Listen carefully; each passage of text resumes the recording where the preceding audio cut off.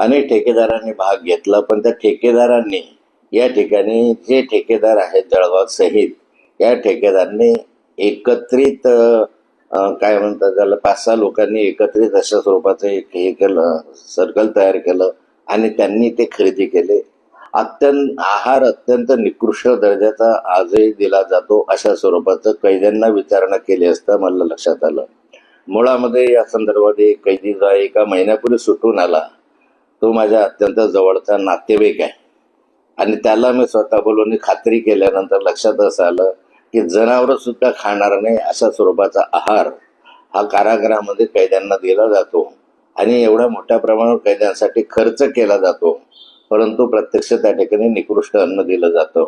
या संपूर्ण घटनेच्या संदर्भामध्ये अधिक माहिती मी घेतोय आणि सारं प्रकरण जे आहे ते विधानसभेमध्ये मी अग्रक्रमाने मांडण्याचा प्रयत्न करणार आहे.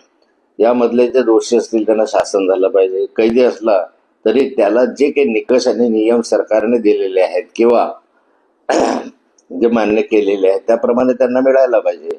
पण त्याच्यामध्ये जर 350-500 कोटी रुपयापर्यंत घोटाळा होत असेल तर हे योग्य नाही आहे.